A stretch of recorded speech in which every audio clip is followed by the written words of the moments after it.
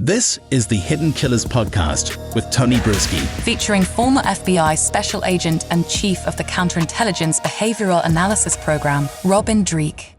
How far out do you think we are looking until they finally do make an arrest with her? Or is there still a road for her to be like a state's witness or something if she's able to open up their eyes to other abuses that are going on in some sort of a ring?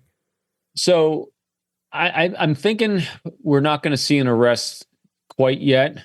I have a few, again, pure conjecture, my point. I don't think she's a flight risk because I don't think she's got a whole lot of marbles rolling around upstairs. Yeah. And I think they have enough eyes on her to have that sense of she's not a flight risk as they do the investigation, because you want her to have enough freedom to do stupid things so they can get. Yeah. They are.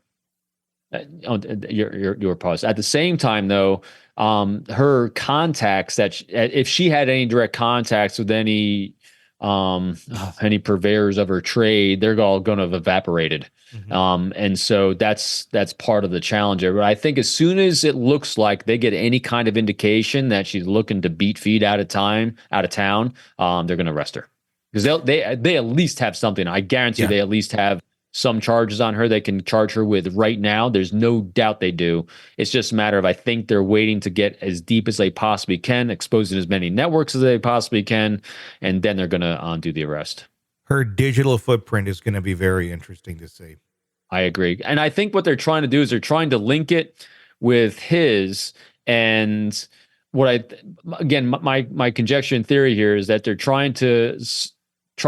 they're probably looking at her like the Maxine Giswell in the Epstein case. Yeah. That like she was the facilitator of the heinousness that was going on in that house. Yeah. And they're trying to determine, just at what degree that was happening. Ghislaine Maxwell, Maxine Giswell. Right. Yeah, that's her twin sister that lives in Oregon. Sorry. But she's she's just into beet farming. My apologies on the name messed up. No, that's I would have done the exact same thing on that one because it's a weird name. But yeah, it's who I meant. yes.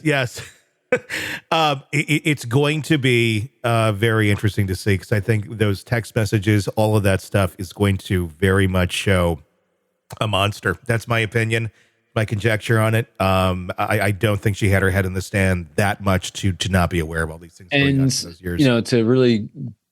To really emphasize the monster here is from what we saw this week too, with how she originally said that her daughter was uncomfortable at first sleeping with the boyfriend, and then she got more comfortable with it. It's called conditioning.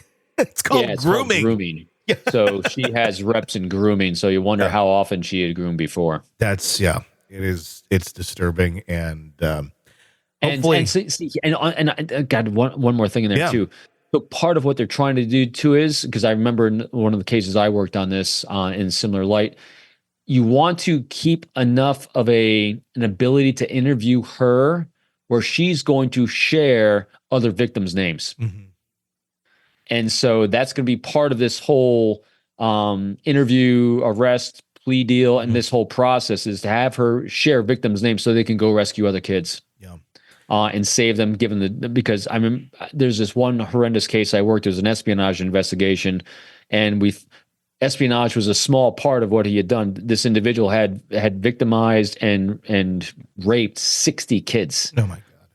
And part of the plea agreement we were trying to do was to have him share the actual true name so we could go rescue these kids and get them the counseling and therapy that they needed. So in order to do that, we needed to really strategize how to have that conversation where the shields aren't up and they block us out. So my guess is that they're trying to probably strategize the same thing here. Is you're not just trying to put her away, you're trying to save a lot of people. And hopefully they're able to get some of that out of her and save some kids as they 100% take them both down. Want to listen ad-free? Want advanced access to all of our interviews before anyone else? Become a True Crime Today Premium Plus subscriber on Apple Podcasts. You get every episode commercial-free. So you can binge on true crime until you can binge no more. Search True Crime Today Premium Plus on Apple Podcasts now, or go to our podcast page and sign up now. More of the Hidden Killers podcast next.